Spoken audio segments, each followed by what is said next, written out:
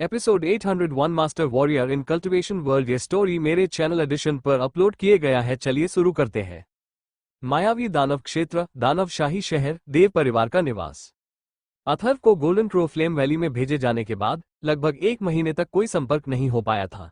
इस पूरे समय में देव परिवार एक अतुलनीय दमनकारी माहौल से घिरा हुआ था।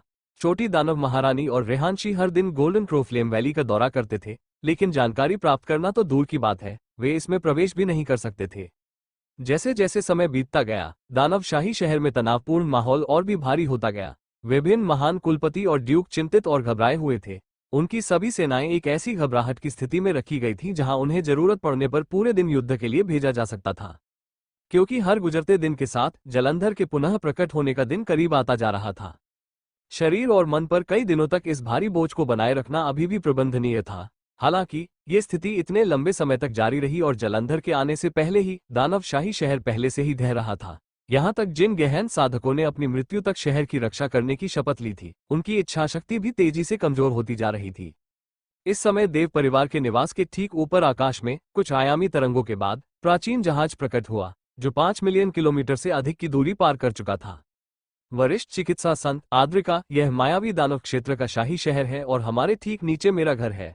अथर्व ने आद्रिका और विष्णुदेव को इस जगह का परिचय कराया, जबकि उसके दिल में लगातार लहरें उमड़ रही थीं। वो गोल्डन क्रो फ्लेम वैली में आधे महीने से ज्यादा समय तक रहा और उसने एजो क्लाउड महाद्वीप में भी करीब 1 दर्जन दिन बिताए थे। अब तक सभी लोग बहुत ज्यादा चिंतित हो चुके होंगे। इसके अलावा वो निश्चित रूप से यह अनुमान नहीं लगा पाएगा कि इन कुछ दिनों में उन्होंने क्या अनुभव किया होगा। इतना बड़ा शहर, एक नज़र में इसके छोर भी नहीं देखे जा सकते। आद्रिका ने जिज्ञासा से आह भरी, फिर भी उसके दिल में सबसे ज्यादा चिंता थी, क्योंकि वो तुरंत अथर्व के जैविक माता पिता से मिलने वाली थी और इस जगह की आभा एजो क्लाउड महाद्वीप से बहुत अलग है। मैंने कभी उम्मीद नहीं की थी कि मुझे जीवित रहते हुए एक नई भूमि पर जाने का सौभाग्य मिलेगा। चूंकि वो पहले ही आ चुका था, इसलिए विष्णुदेव ने भी अतुलनीय शांति के साथ सब कुछ स्वीकार कर लिया। वरिष्ठ आद्रिका, मुझ पर भरोसा करो, तुम दोनों को ये जगह बहुत जल्दी पसंद आ जाएगी, अथर्व ने मुस्कुराते हुए कहा। फिर उसने कुछ हवा ली और उसके फेफड़ों की गहराई से आए एक दहाड़ दूर दूर तक गूंज उठी। दादाजी, पिताजी, माँ, सारिका, देव, इशिता, अमायरा, रेहानशी, मैं वापस आ गया हूँ। अथर्व की जोरदार दहाड़ ने तुरंत देव निवास के भीतर हजारों तरह की लहरें पैदा कर दी, जो काफी समय से उदास था। दरवाजों को जोर जोर से खोलने की आवाजें आपस में टकरा रही थीं। अथर्व, डियर हस्बैंड, अमायरा और सारिका जो हॉल में थे, बाहर निकले और उन्होंने अथर्व को देखा जो अभी आसमान से उतर रहा था।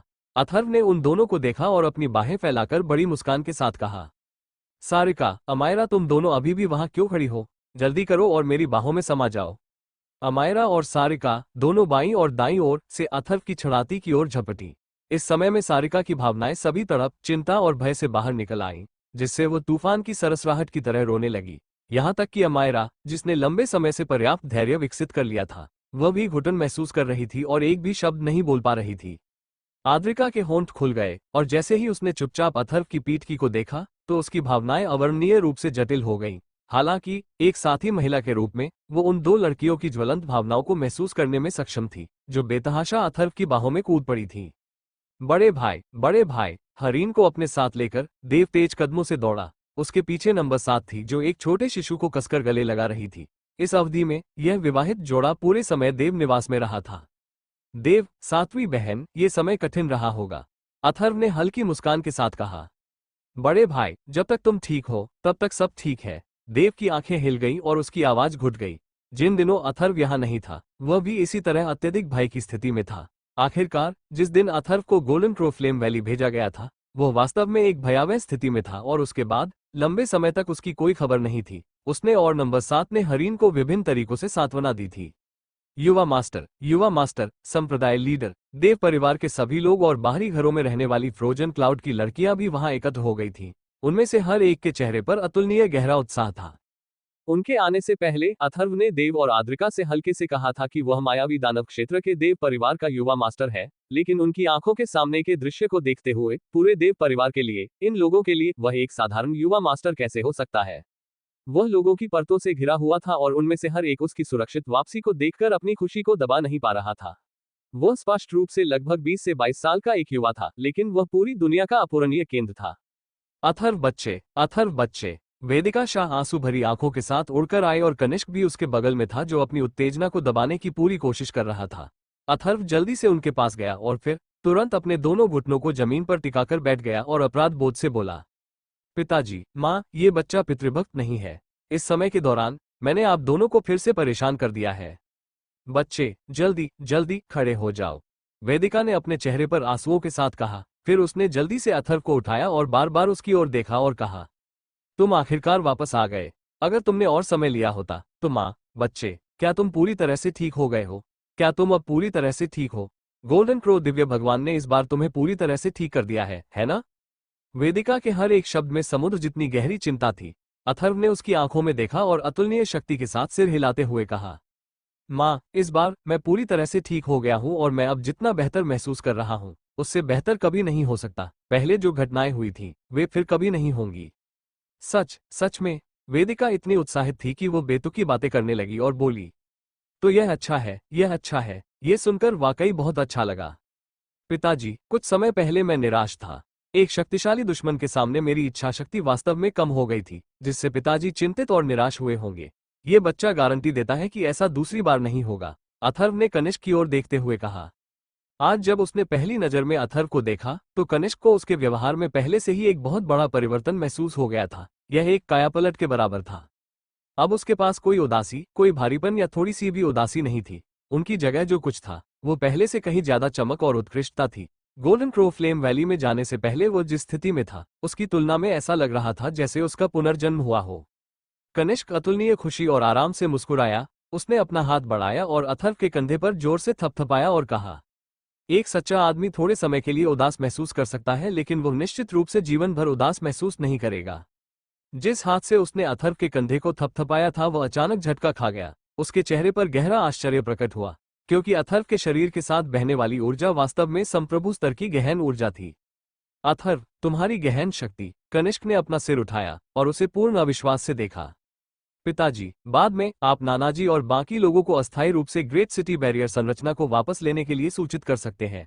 अथर्व ने एक आत्मविश्वासी फिर भी अहंकारी हल्की मुस्कान प्रकट की और आगे कहा, अभी मैं जलंधर के वापस आने के लिए उत्सुक हूँ। इससे मुझे खुद उसे खोजने के लिए आकाश महाद्वीप पर जाने की परेशानी से छुटकारा मिल जाएगा। कनिष्क ने अथर्व के कंधर पर जो हाथ रखा था वो तुरंत सख्त हो गया। उसकी आंखें थोड़ी चौड़ी हो गई और वह वास्तव में इतना उत्तेजित था कि अवाक रह गया। क्या रेहांशी घर पर नहीं है? अथर्व ने पूछा, क्योंकि वो अभी तक रेहांशी को नहीं देख सका था। तब वेदिका ने जवाब दिया, वो और छोटी दानव महारानी गोल्डन क्रो फ्लेम वैली में गए हैं। इस अवधि के दौरान वे हर रोज ये दौरे कर रहे हैं, लेकिन उन्हें कुछ ही समय में वापस आ जाना चाहिए। अथर्व, जिस क्षण वेदिका की आवाज धीमी हुई, दूर से एक चिंताजनक पुकार सुनाई दी। लाल पोशाक पहने रेहांशी वहां मौजूद लोगों की भीड़ से परेशान नहीं हो सकी और भारी होकर अथर्व की बाहों में कूद पड़ी। छोटी दानव महारानी भी उसके ठीक पीछे पहुंची और वो चुपचाप अथर्व के बगल में उतरी। उसके चेहरे पर अब भी वही भावशून्य भाव था और वो उसी ठंडे लहजे में बोली, Atharva, golden crow flame valley में तुम्हारे साथ क्या हुआ था? तुम इतने लंबे समय के बाद बाहर क्यों आए हो? इन सभी लोगों को तुम्हारे बारे में चिंता करने का मौका क्यों दिया? फिर उसने दूसरी ओर देखते हुए हल्के से पूछा, तुम्हारी वर्तमान स्थिति कैसी है? हे, बेशक अब मैं ठीक हूँ। मुझे देखते ही तुम्हें पता चल गया होगा। अथर्व ने हंसते हुए कहा। ओह ठीक है, मैं सभी का परिचय देना भूल गया। अथर्व आद्रिका और विष्णुदेव के पास पहुंचा और सबसे पहले आद्रिका का छोटा हाथ पकड़ा और बोला, यह आद्रिका है, वो मेरे साथ एजियो क्लाउड महाद्वीप से वापस आई है। आद्रिका, यह मेरे पिता और माँ है। आद्रिका अंकल और आंटी को नमस्ते करती है। आद्रिका आगे बढ़ी और हल्के से झुकते हुए कनिष्क और वेदिका को सम्मान दिया। तुमने क्या कहा? एजियो क्लाउड महाद्वीप? छोटी दानव महारानी अचानक पीछे मुड़ते हुए बोली। हालांकि बहुत कम लोग थे जो एजियो क्लाउड महाद्वीप के अस्तित्व को जानते थे, लेकिन वास्तव में मायावी दानव क्षेत्र में एजियो क्लाउड महाद्वीप के धुंधले के रिकॉर्ड थे और छोटी दानव महारानी उन कुछ लोगों में से एक थी जो इसके बारे में जानती थी। हालांकि यह अभी भी केवल सतही ज्ञान था। हाँ, अथर्व ने सिर हिलाया और कहा, वास्तव में इस छोटी सी अवधि के दौरान मैं गोल्डन क्रो फ्लेम वैली में नहीं था, बल्कि मैंने प्राचीन जहाज के साथ एजियो क्लाउड महाद्वीप की यात्रा की थी। जहां तक इसके पीछे के कारणों की बात है तो मैं बाद में सभी को इसके बारे में विस्तार से बताऊंगा। छोटी दानव महारानी के माथे पर गहरी हैरानी उभर आई। हालांकि भीड़ के बीच उसने जवाब देने के लिए जोर नहीं दिया। दूसरी ओर वेदिका का ध्यान इस बात पर नहीं था, क्योंकि अथर्व और आद्रिका की नजरें एक दूसरे को जिस नजर से देख रही थी, वेदिका को वह सब दिखाई दे रहा था और वह उनके पार कैसे नहीं देख सकती थी। वो निश्चित रूप से एक और बहू लाने की प्रक्रिया में थी। उसने एक पल में अपने चेहरे पर मुस्कान लाते हुए आद्रिका का हाथ खींचने की पहल की और धीरे से कहा, आद्रिका, हालांकि इस आंटी को पता नहीं है कि एजियो क्लाउड महाद्वीप कहाँ है, लेकिन चूंकि तुम यहाँ अथर्व के साथ आने के लिए तैयार हो, इसलिए भविष्य में ये तुम्हारा घर होगा। अगर तुम्हें किसी चीज की जरूरत हो तो कृपया आंटी को जरूर बताएं। धन्यवाद आंटी, आद्रिका ने अपने दिल में गर्मजोशी के साथ कहा। अथर्व, यह वरिष्ठ कौन है? कनिष्क की नजर विशुदेव की ओर मुड़ी। सफेद बालों वाले इस बुजुर्ग व्यक्ति का व्यवहार ऋषि जैसा था और उसके पास एक ऐसी आभा थी जो लोगों को गहराई से प्रभावित कर सकती थी। इसके अलावा उसने देखा था कि अथर्व जिस नजर से उसे देख रहा था उसमें गहरा सम्मान था, और जब बात उन लोगों की आती थी जिनके प्रति वो इतना सम्मानपूर्ण रवैया दिखाता था, तो अपने बड़ों के अलावा ऐसा लगता था कि कोई और नहीं था। अथर्व ने जल्दी से कहा, यह व्यक्ति वरिष्ठ चिकित्सा संत है और उनका उपनाम भी देव है। उनकी चिकित्सा तकनीक प्राचीन और आधुनिक दोनों समय में सर्वश्रेष्ठ कही जा सकती है और अब से वो हमारे मायावी दानव क्षेत्र में निवास करेंगे। कनिष्क का दिल बुरी तरह कांप उठा। अथर्व की चिकित्सा तकनीकें पहले से ही चमत्कारी स्तर पर थी, फिर भी उसके शब्द प्राचीन और आधुनिक दोनों समय में सर्वश्रेष्ठ उसके द्वारा व्यक्तिगत रूप से कहे गए थे। यह एक छोटी सी बात कैसे हो सकती है? कनिष्क ने जल्दी से सिर झुकाया और कहा, तो यह वरिष्ठ चिकित्सा संत है। वरिष्ठ चिकित्सा संत जैसे चमत्कारी व्यक्ति का यहाँ होना हमारे मायावी दानव क्षेत्र के लिए वास्तव में एक आशीर्वाद है। ये बूढ़ा आदमी बस एक सामान्य डॉक्टर है। मैं निश्चित रूप से कुलपति कनिष्क से ऐसी प्रशंसा के योग्य नहीं हूँ। विष्णुदेव ने जल्दी से उसका अभिवादन वापस किया, लेकिन उसके बाद उसकी नजर छोटी दानव महारानी पर टिक गई। फिर वो तुरंत बोला, मुझे आश्चर्य है कि मुझे इस छोटी महिला को कैसे संबोधित करना चाहिए। छोटी दानव महारानी की भौहें थोड़ी सी झुक गईं और अथर्व ने जल्दी से उसका परिचय करवाया। वरिष्ठ चिकित्सा संत, ये छोटी दानव महारानी है जो मायावी दानव क्षेत्र की शासक है। मैं समझ गया। विष्णुदेव ने हल्के से सिर हिलाया और उसके चेहरे पर भावनाओं में कोई बड़ा बदलाव नहीं आया। एक डॉक्टर के रूप में वो अपने रोगियों की पहचान से कभी प्रभावित नहीं हुआ था। वो छोटी दानव महारानी का निरीक्षण करता रहा और जब उसने किनारे पर मौजूद भीड़ के बारे में सोचा तो अंत में उसने अपने शब्दों को अपने तक ही रखा। अथर्व का दिल बुरी तरह कांप उठा। जब बात छोटी दानव महारानी की हालत की आई तो कनिष्क देव के अलावा केवल वो और छोटी दानव महारानी ही इसके बारे में जानते थे। इसके अलावा छोटी दानव महारानी की हालत स्पष्ट रूप से उजागर नहीं हुई थी। यहाँ तक कि अगर अथर्व को भी पहले से इसके बारे में पता नहीं होता तो अपने विवेक से भी वो निश्चित रूप से यह महसूस नहीं कर पाता कि उसमें कोई असामान्यता है। हालांकि विष्णुदेव के हाव भाव को देखकर ऐसा लग रहा था कि उसने पहली नजर में ही सब कुछ साफ साफ देख लिया था। अथर्व का दिल उत्साह से कांपने लगा और वो खुद से बड़बड़ाया, मैं इतना महत्वपूर्ण विवरण कैसे भूल सकता हूँ। मैं इशिता को बचाने में असमर्थ हूँ, लेकिन मास्टर के पास कोई रास्ता हो सकता है, क्योंकि वह मेरे गुरु हैं जिन्होंने दवा के मामले में सभी को पीछे छोड़ दिया है, चाहे वो वर्तमान हो या प्राचीन काल। पिताजी, मुझे आपको एक शांत जगह तैयार करने के लिए परेशान करना है, अथर्व ने अचानक कहा और फिर छोटी दानव महारानी को खींच लिया और कहा, वरिष्ठ चिकित्सा संत, क्या मैं आपको पहले छोटी दानव महारानी की नब्ज जांचने के लिए परेशान कर सकता हूँ? छोटी दानव महारानी, विष्णुदेव ने हल्के से सिर हिलाया और जवाब दिया, ये बूढ़ा आदमी अपना सर्वश्रेष्ठ प्रयास करेगा। तभी कनिष्क ने प्रतिक्रिया व्यक्त की और जल्दी से कहा, मुख्य हॉल को जल्दी से खाली करो। सभी को मुख्य हॉल से 1 किलोमीटर दूर हट जाना चाहिए और जब तक कि इस कुलपति द्वारा व्यक्तिगत रूप से अनुमति न दी जाए किसी को भी पास आने की अनुमति नहीं है। तो क्या होने वाला है कहानी में आगे? क्या अथर्व जलंधर को मार पाएगा? क्या विष्णुदेव छोटी दाम महारानी को बचा पाएंगे? अगला एपिसोड जल्दी आएगा। टू सब्सक्राइब करो मेरे चैनल एडिशन को और हाँ, लाइक कमेंट शेयर करना ना भूले। मिलते हैं अगले एपिसोड में।